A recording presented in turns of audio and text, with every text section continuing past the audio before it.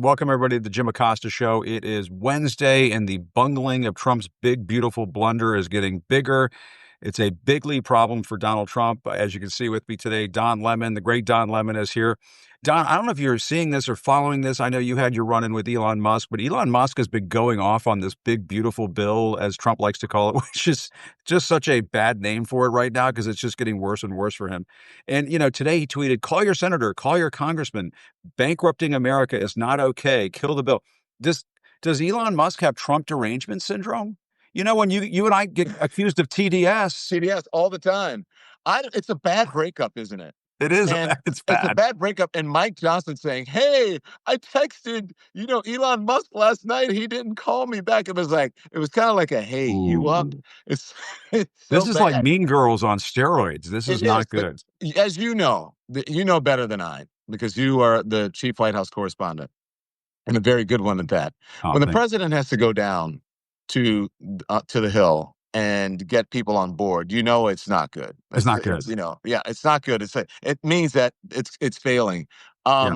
This big beautiful bill is like I think it's a bust. You can call it the bombshell bust bill. I don't know what it Yeah. is, but I think they're going to have trouble getting it through, considering Yeah. everything that's happening. And I was laughing on my show yesterday, Jim, because Marjorie Taylor Greene said, "I didn't know the AI stuff was in there," I right? was going to bring that up. Yes. And then she says, "I didn't see what happened on page 200 and something." I was like, "You couldn't even get to page 200 and something to read the damn bill?" Like, Wait, do we think Marjorie Taylor Greene reads bills? Come on. I don't no, think Donald Trump neither. Do you think he's that's read true. that bill? He doesn't even read his own tweets. They Yeah. put his tweets out. And speaking of tweets, has he even tweeted about Elon Musk going after him? I mean, I sort of feel like it's been radio silence from him. And he must be so pissed right now that Elon Musk has done this to him. Yeah. He must be Yeah. so pissed. I don't think he's tweeted about him. He hasn't tweeted about him in a month. He hasn't really spoken about it until Yeah, Elon Musk, was it on Friday, I believe, went back to the Oval Office and he, left his position at Doge. yeah. But Donald Trump has basically just been silent about Elon Musk for maybe a month or two, since Elon Musk, went back to, I guess, take over his company or work at his company, which is Yeah. really in jeopardy, right? Not in jeopardy, but it's having some tough times. Well, and it's great that you make that point because I've been thinking this. Maybe Elon Musk has a crisis counselor PR firm telling him, we need you to go after Trump. We need you to go after the big, beautiful bill. We need you to do anything that you can to help rescue this company right now You think and put so? some distance between yourself and Donald Trump. I don't know. I would love to know the answer to that question. Is that what Elon Musk is up to? It sure seems like he's trying to do something to rescue this company right now. Because, Jim, yeah, great minds.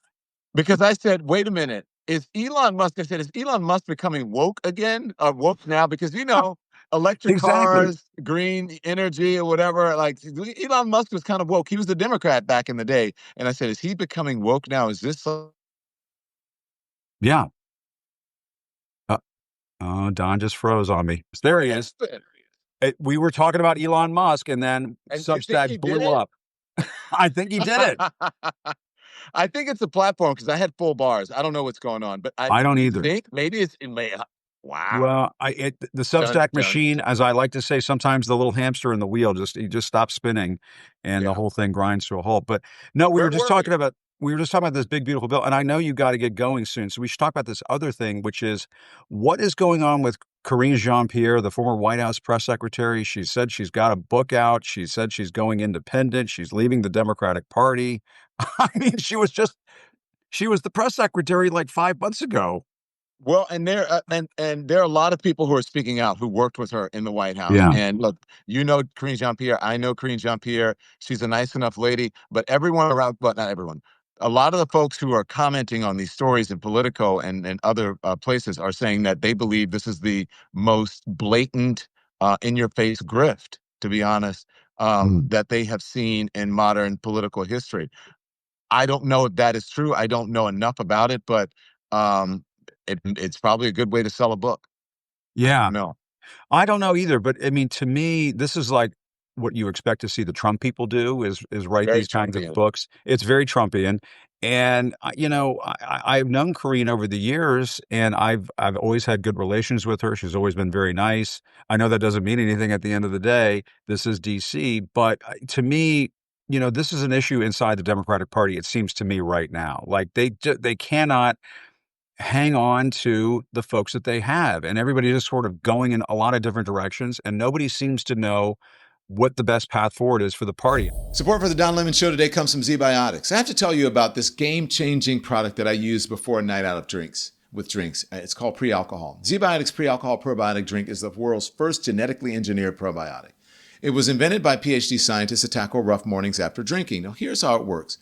When you drink, alcohol gets converted into a toxic byproduct in the gut. It's that buildup of this byproduct, not dehydration, that's to blame for rough days after drinking. Pre-alcohol produces an enzyme to break this byproduct down, and that is what prevents you from having a rough morning after a night of drinking. So just remember to make pre-alcohol your first drink of the night.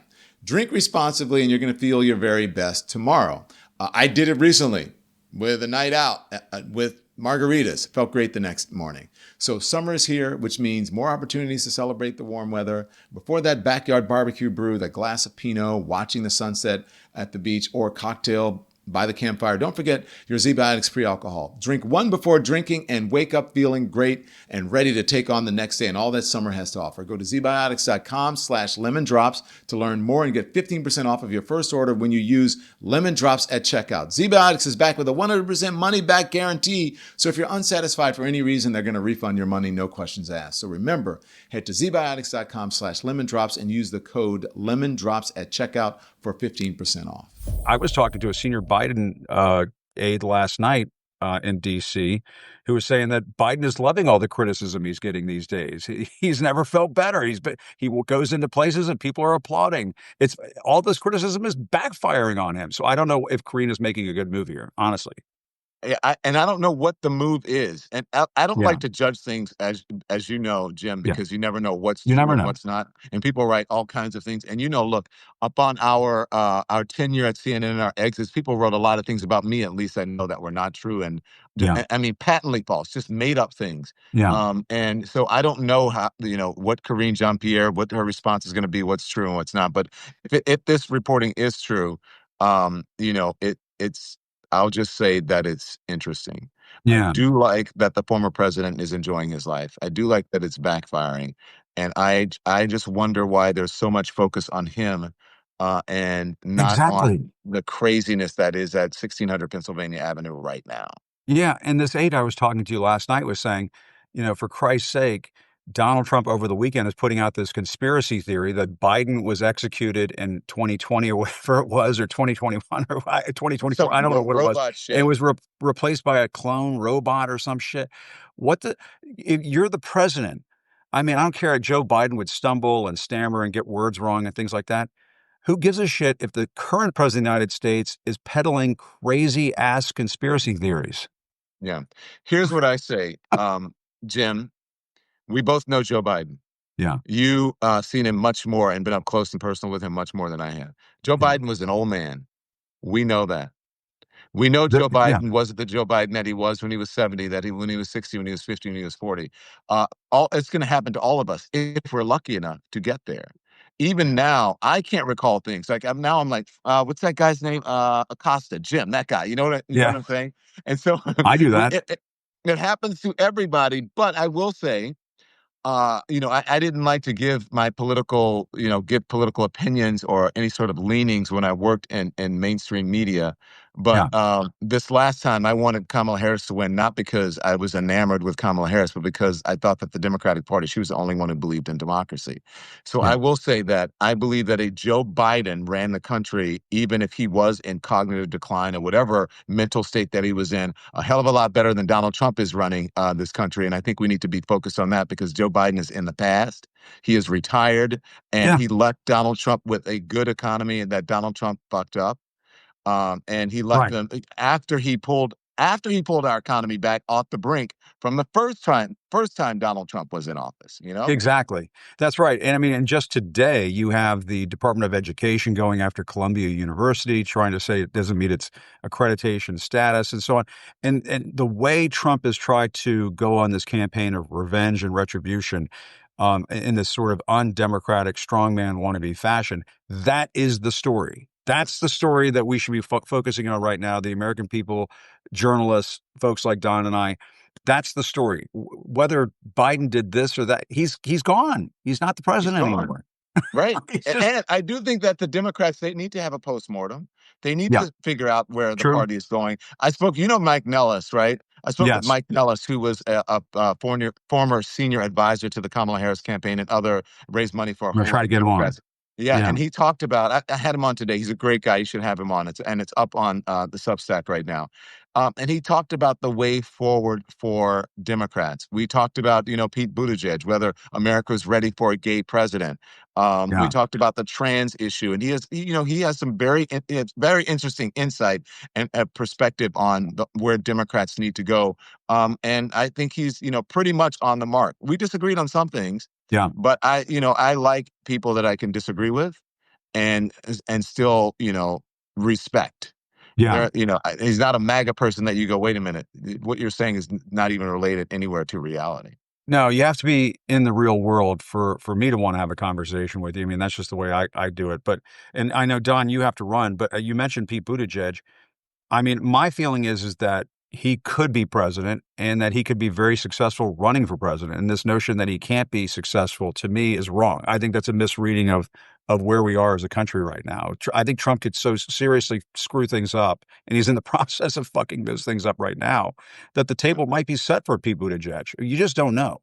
We saw this back in 2008 with Barack Obama. People said, "No, there's no way he's going to beat Hillary Clinton." And Okay, so yeah, we agree on that somewhat. I agree that Pete Buttigieg is qualified and would be a great president of the yeah, United States. The only thing that I disagree with you and with Mike on is that this is different from 2008. Jim, you lived it. You saw yeah, how our political climate, how the rules changed for politics, how anything became that nothing mattered. That right, you could say, I'm going to grab a woman by the pee and all of that and still become president of the United States. yeah, In 2008, when Barack Obama ran, you couldn't do that. We didn't play by those rules then. correct. I think That's Trump true. changed the game. So now, I think about Pete Buttigieg, great. If he runs, great. I think that he would be a great president if he wins. But I think Yeah, people think about what happened, how they demonized and otherized trans people and members of the LGBTQ community in 2024 in that election. And I that's think that true. is a legitimate concern I hear Democrats, progressive people really far to the left saying, I love Pete. I just don't know if it's time yet. Yeah, And people said that about Barack Obama. So I say if Pete wants to run, let him run. But yeah. I do understand the concerns and the hesitation from some folks. Well, I don't want to hold you up, and maybe I'll let you have the last word there. My thing is that I believe that this country is ready to make change in all sorts of ways, and I agree with you that he's so normalized cruelty and hatred and nastiness in this country. I do worry about what a Pete Buttigieg candidacy would be up against, but you got to go for it. You got to try. When you're in that moment where you might have the table set for you, I think you have to do it, no matter what the pundits say, what the climate or environment might be like. I don't know. To be determined. I see. I guess, but yeah, And to be continued. So next time, yeah. maybe we shouldn't talk about Elon Musk because then we won't lose connectivity. That's true. All right, we won't. Next time we'll Okay. talk about other things. All right, good to see you, Don. Good to see you. Thank you, Jim Acosta. See you later, buddy. Thank you, bud. All right. Thanks everyone for watching. Your support means the world to us. So make sure you hit the like button and you subscribe to our channel to make sure that you never ever miss a video. We're live every day, 10 a.m. Eastern time. We drop even more content at 2 p.m. Eastern and 5 p.m. Eastern. And if you want more Don Lemon Show content, we'd love for you to become a member of the Lemon community, where you will receive access to special community posts. You'll get exclusive content and members only live shows. So head over to our channel page or click the join button on this video. Again, thank you for watching. We appreciate your love and your support, and we will see you next time.